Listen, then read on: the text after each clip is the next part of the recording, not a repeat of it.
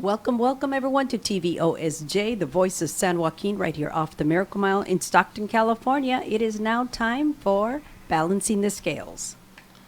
Welcome to Balancing the Scales, the Economic Justice Report. This is your host, Vic Bernsdorff. And on today's show, we're going to be talking about these topics: the Grayson Bakery, universal basic income, the gig economy or the freelance economy, Republicans wanting to cut Social Security, Medicare, and Medicaid, and we're going to compare social benefits our country with Canada and see how we fare. Before I start that, however, I'm going to talk about state and local news. Real quick, Ace Rail has a great service now. They have a Saturday service. And what's cool about that is that you can take your kids to Great America on the weekends and have a great time. It's a few blocks to Great America from Great America Station. So that's a good thing about that. Also, you can enjoy free acoustic music set here with Anthony Cassay every Wednesday night, 6:30 at Werlo's here across the street from the Miracle Mile. Okay, so let me start by talking a little bit about politics. I'm not going to have Jovi on until next week. Jovi was a woman in the Netherlands talking about her life there compared to America. I'm going to be talking about the reasons for balancing the scale. Sometimes I've received comments from viewers, why do I have this show? What's the purpose of the show? So, let me tell you right now. Basically, I drew a little picture here. I'll put it right here. This is the three kinds of justice: environmental justice, social justice, and economic justice. I cover economic justice and a little bit of social justice as it covers voting rights. For example, if you were not allowed, if the vote's being suppressed, like it is in the South, if you can't vote for the candidate you want, and he wants to protect Social Security, Medicare, Medicaid, and support unions, guess what? You won't have an economic justice, that's for sure. Okay, so that's one thing. Also, you probably want to know what benefits the Europeans have that we have that the Bernie wants to bring to America. Well, have a look. This is what typical European tax-funded benefits are: maternity leave, paternal leave. They have pensions for all citizens, free or subsidized daycare, up to 104 weeks of paid sick leave, up to 104 weeks of unemployment, 20 days of yearly vacation on average. Some companies give a caregiving stipend if you have to take care of your parents. Free or low-cost universities, free or low-cost health care. What do we have for taxpayer-funded benefits? We have Social Security, Medicare, Medicaid, welfare for poor citizens, Medicare for older citizens, and we have 6 months of unemployment insurance. On average, there's other benefits as well, but these are the main social programs. What we don't have a mandated maternity leave, no mandated paternity leave, no mandated vacation, no mandated sick leave. Our daycare, college, and health care are really, really expensive in this country, okay? That's not the case with European countries, especially Nordic countries. So I just want to bring that to your attention, because I get some calls of why do you have this show? Now you know. We want to bring European benefits, what they have, into our system so we can all live a better life. Okay, so let's get started with the three economic justice stories in the news. Start with the Grayson Bakery. The Grayson Bakery is a benefit corporation. I covered that in another show.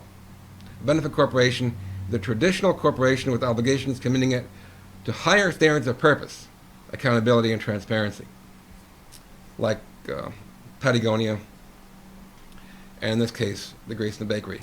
Let's watch a clip now of the Grayson Bakery, and you'll see what's going on here. So,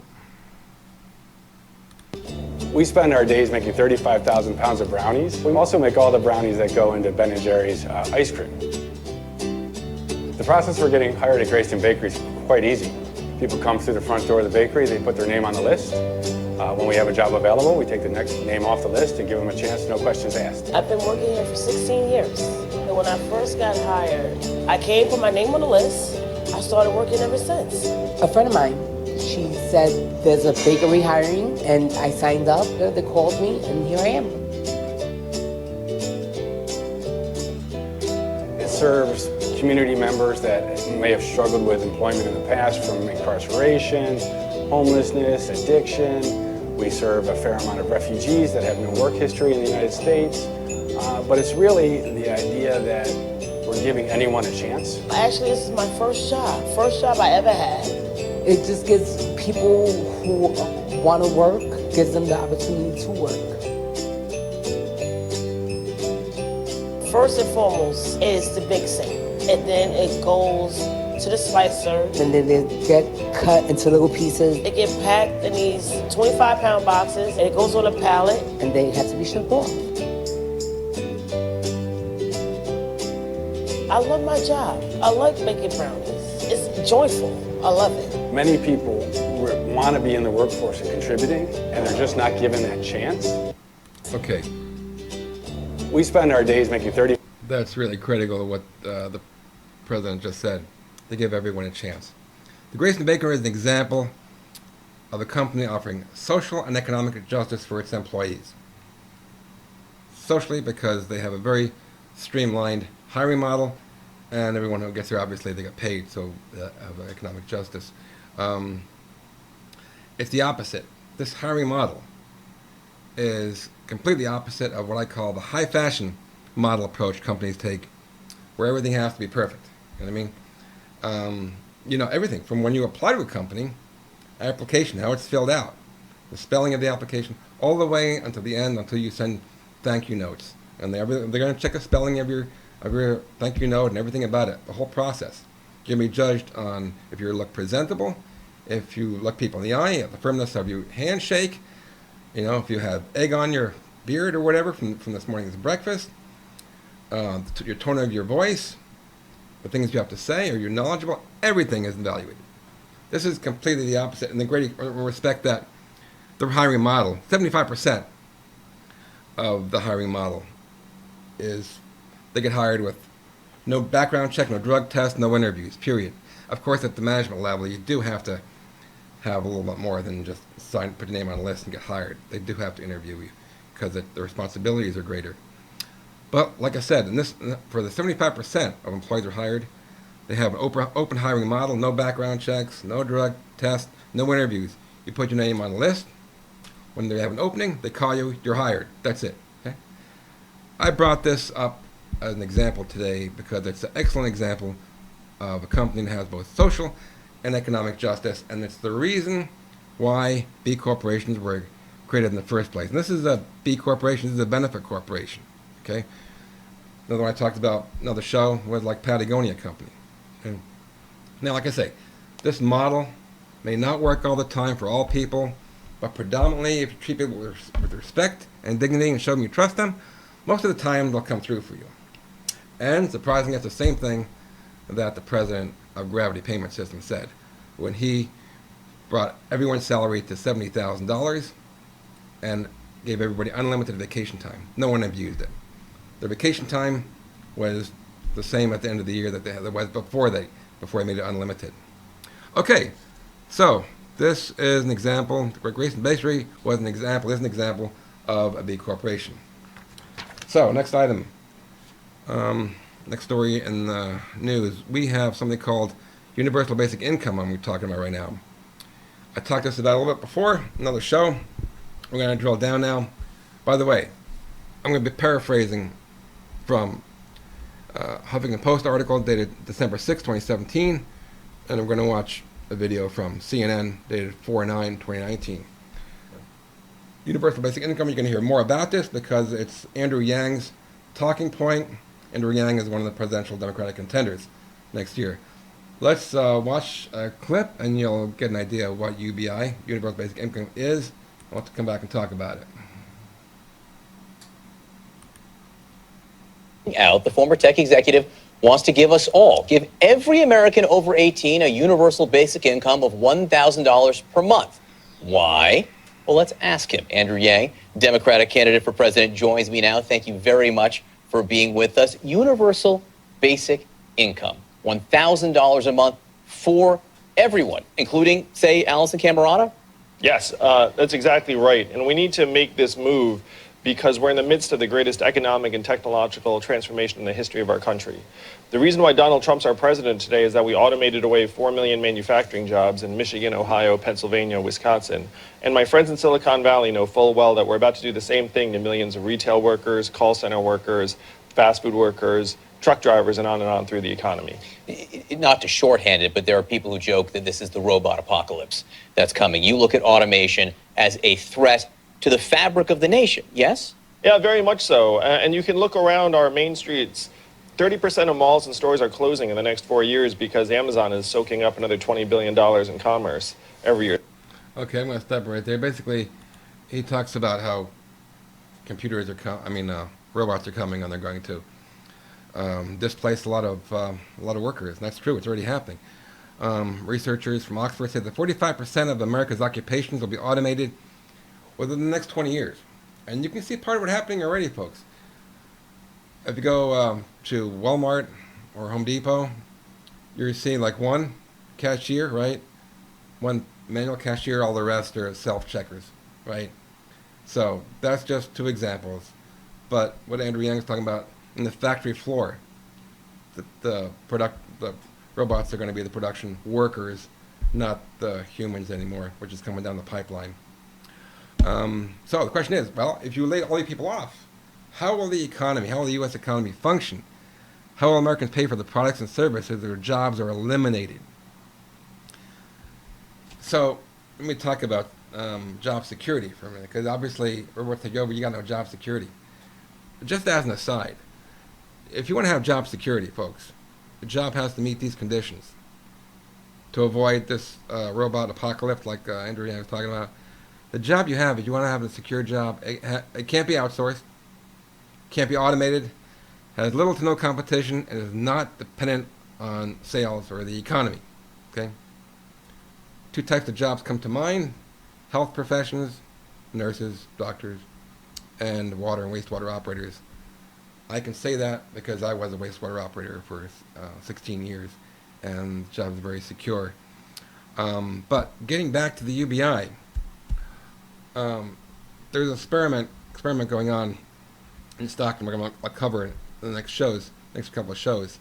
We have a UBI experiment going on here. Citizens are given $500 a month, and it's being played out what the results are going to be. However, wherever the UBI's experiment has been conducted, results have been positive. In Namibia, yeah, it's a foreign country. It's in Africa. However, everyone below the age of 60 years old was given a basic income grant of $100 Namibian dollars per person without any conditions. The results were that school attendance rates were much higher. There was about a 40% drop in crime, and unemployment dropped as well. Okay. Now, the question is, if you just give people money with no strings attached, okay, is there a precedent for it in the past? Yes, there is, folks. And I covered this in a previous show. It's called Alaska's Permanent Fund. And the Alaska Permanent Fund has already proven the economic and social benefits of providing everyone with a universal basic income stipend. Now, like I said in the previous show, in the Alaska's Permanent Fund, every citizen, every resident of Alaska gets a check from the state once a year. It comes from a fund with oil money in it, okay? And no one's complaining about that. That is 100% socialism. Alaska, I believe, it's a red state. No one's complaining about that. Everyone gets, millionaires get it, poor people get it, middle class get it. Everyone gets the same check. It varies between $800 and $2,000. Goes up and down every year. But that is a perfect example of a UBI, Universal Basic Income concept, okay? Now, Andrew Yang, he didn't go into it here. I don't like his approach. He's bringing up the issue of UBI. I don't like his approach because he's going to, yeah, you guys will get $1,000, or we'll all get $1,000 a month check, but he's going to shut down some government programs to pay for it, like food stamps, maybe some welfare, and also he's going to institute a VAT tax, which is a production tax, to also pay for it. So it's kind of a wash. But I wanted to bring it up today because you can hear more and more about this, and I'll drill down with other examples in the future shows. So, that was our second economic justice stories in the news. Our third story is about the gig economy. What is the gig economy? Gig economy is the freelance economy. So, this article is going to be paraphrased from commondreams.org. This article dated June 6, 2019. So, as usual, watch this clip, and I'll come back and talk about it, about the gig economy. Scary stuff, folks. This is really scary stuff. I'll talk more about this in future shows. Allowing companies to get away with this, classifying workers as independent contractors when they really should be classified as employees, is really a form of corporate welfare. It's allowing these companies to profit at the expense of workers, the public, our state and federal governments.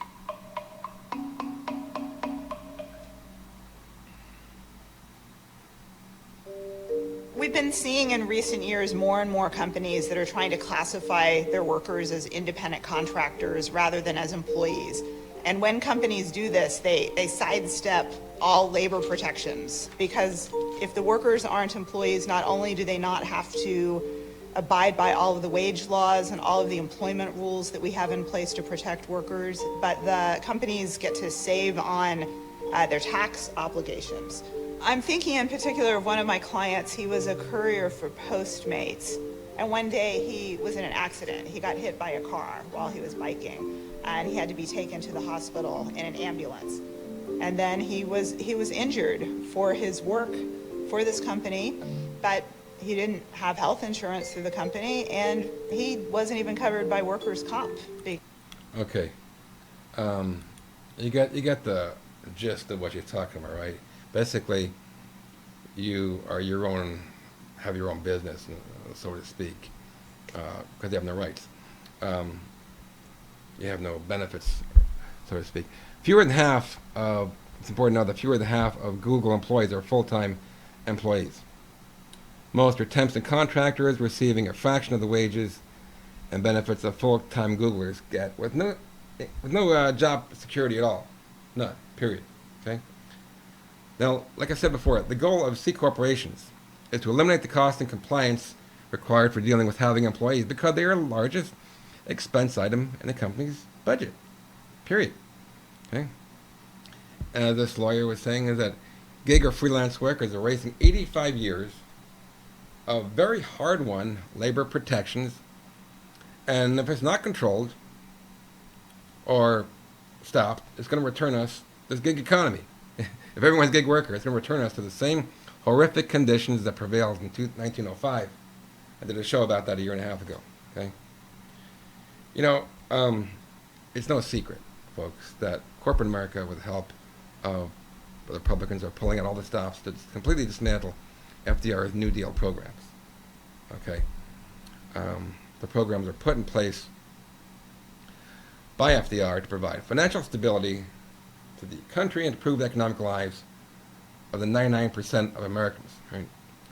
However, the gig economy, as you've seen, is a good example of the unraveling of all those economic and labor protections. Like the guy who had an accident on his bike, a courier, right? He is really messed up. He has nothing to fall back on. Okay? What are you going to do after he depletes all his savings? Pay the hospital bill. How's he going to pay the hospital bills? Okay, so that was the third of 3 economic stories in the news. Now I'm going to move on to our spotlight story, Watch Your Wallets. Kind of a continuation of what I just talked about, but a little more details. Now, I'm going to be paraphrasing from Forbes.com, dated October 23rd, 2019, and also going to watch a clip from Robert Reich. It comes from YouTube, dated August 3rd, 2018. So let's watch this clip and come back and talk about it. Watch your wallets. While Trump rails against immigrants and insults our allies abroad, House Republicans are quietly crafting a plan to gut Social Security, Medicare, and Medicaid. Their latest budget proposal calls for deep cuts to these programs in order to balance the federal budget. Now, remember, many of the same Republicans last year dismissed concerns about the deficit when they passed $1.5 trillion in tax cuts, primarily for the wealthy and corporations. Folks, this has been their strategy from the start. Number one, push for massive tax cuts for the wealthy and corporations by claiming middle class and working families will benefit. Well, that's baloney. Corporations are already using their savings to buy back their shares of their own stock at a record pace and increase executive pay. And then number two, claim the tax cuts will pay for themselves, dismissing concerns about the deficit. Republican lawmakers even bashed the credibility of nonpartisan analysts when they found the tax plan would increase the deficit. And then number three, use the massive hole they've blown in the budget to justify deep cuts to Social Security, Medicare, and Medicaid. Okay, I'll just leave it right there. Yeah, that's bottom line. The CBO, Congressional Budget Office, predicts that the deficit will climb to $1 trillion in 2020. So spending cuts would be required based on the bill, based on the tax bill that was passed last year. I mean, folks, Republicans really hate social programs because they disprove their ideology that private is always better than public, okay?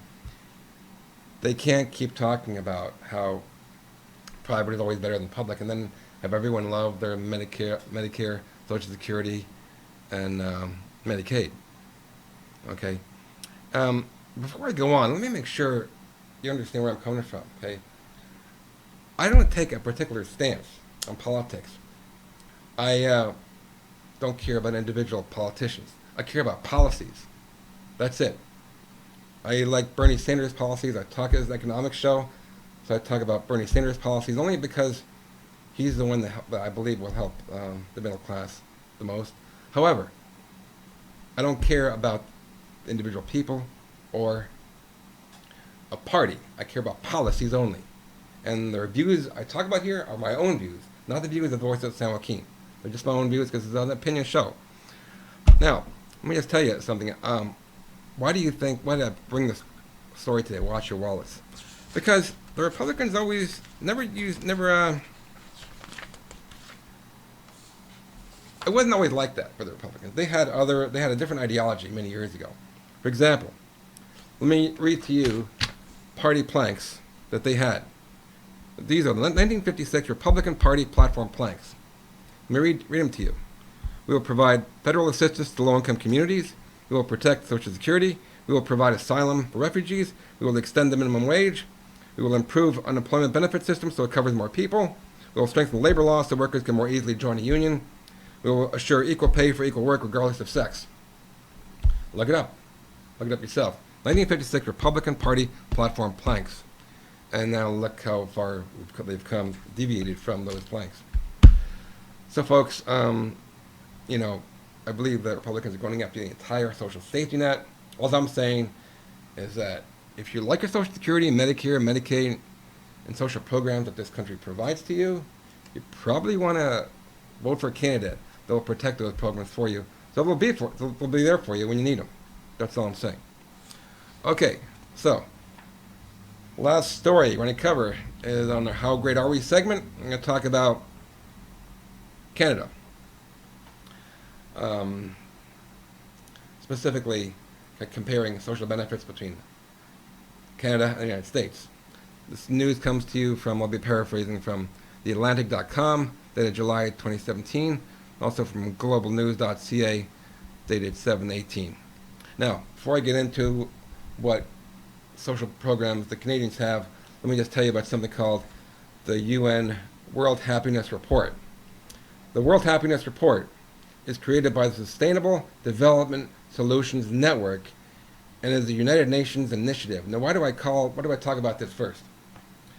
Because this report covers a variety, huge amount of categories to find out which countries are the happiest in the world, and then it rates them from the most happiest to the least happiest. Okay? It's important to understand because when we talk about we're always calling ourselves the greatest country on earth. I've heard it ever since I was 7, 8 years old. But it was never qualified. How are we the greatest country on earth? So let me go ahead now and tell you that in 2019, Canada was the 9th happiest country on earth. America was the 19th happiest country on earth in 2019. So now let me start and drill down. Let's tell you what the Canadians have and what we have as far as social benefits, social programs are concerned. What do the Canadians have? Every Canadian citizen receives a basic pension, even if you haven't worked a single day in your life in Canada.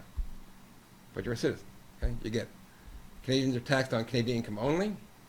Canadians receive taxpayer-provided or socialist medical care. They provide their citizens with 15 weeks of maternity leave, 35 weeks of parental leave.